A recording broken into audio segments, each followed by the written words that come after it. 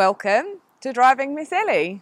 I'm Ellie, as you all should know, because of course you've watched every single one of our YouTube videos, so now you're very familiar with me and our channel.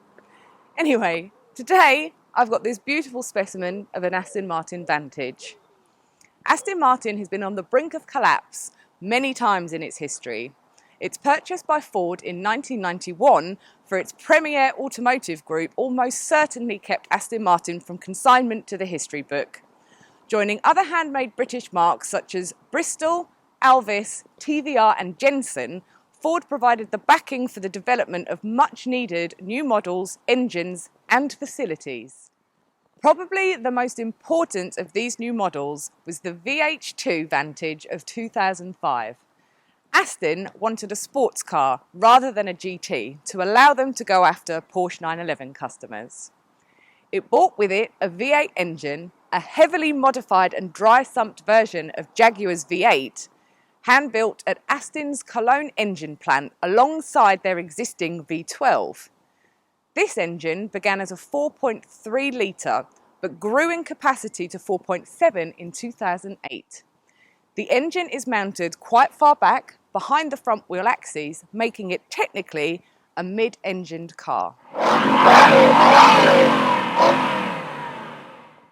Transmission is of the transaxle type, giving these cars a 50-50 front and rear weight distribution. It was offered as a 6-speed manual or a sport shift, the latter being a robotised paddle shift version of the manual built by Graziano. Controls have a weighty and purposeful feel to them, and excellent hydraulic power-assisted steering. 4.3s like this need a good dose of revs to get the best from them, but it's hardly any hardship as you get to enjoy a sensational exhaust sound. The Heinrich Fisker designed body must be one of the best looking of its time, and it looks great from any angle. It's a mixture of composite and aluminium, but the Vantage still manages to weigh in at over 1,600 kilos, despite the use of lightweight materials and its relatively small size. The individual spec of each car can vary greatly as customers could choose from a large range of interior and exterior colours. In addition to this, there was a choice of carpet, headliner and stitching colours, as well as a choice of coarse or fine stitching. It must have been great fun ordering a new one.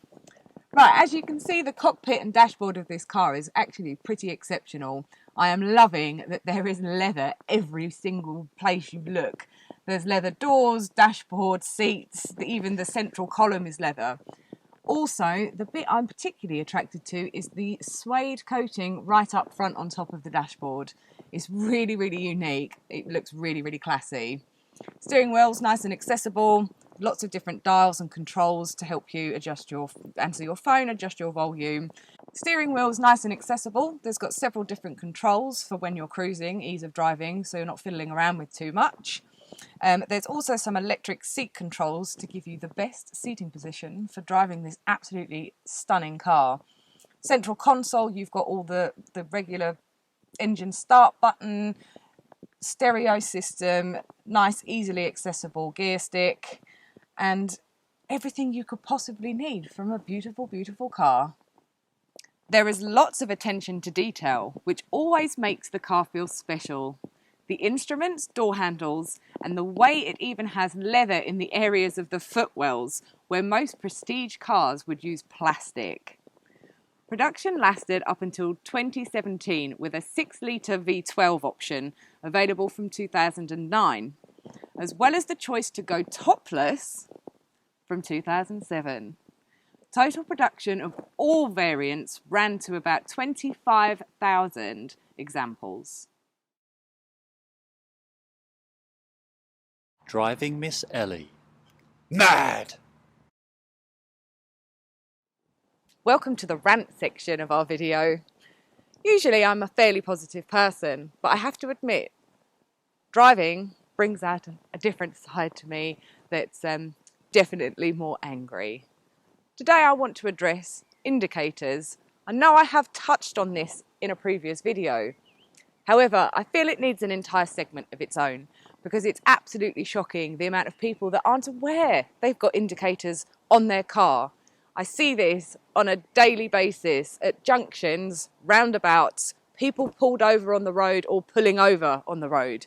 They're like, yeah, sure, you can read my mind. I'm going here. Knew you'd knew that. It's absolutely insane and so dangerous. The amount of times I will pull up to a junction or a roundabout and you don't know what direction these people are going in because they're either completely in the wrong lane anyway and they're not indicating. You're like, do I give way to you? Are you giving way to me? What is going on here? You just need to learn to use your indicators. Now, you can't say that we just bring you cars. Check out this incredible historic Priory Arch from a very, very long time ago behind me as a backdrop. Pretty cool. Cars mixed in with a little bit of history. Thank you for joining us today on Driving Miss Elly. As per usual, of course, you are on our YouTube channel. If you haven't hit the subscribe button, hit it now and that notifications bell so you never miss one of our videos. Loads of exciting cars coming up over the next few weeks. Go over to Instagram or our Facebook page, search for Driving Miss Elly, like, share, all the social media stuff, and we will see you very soon.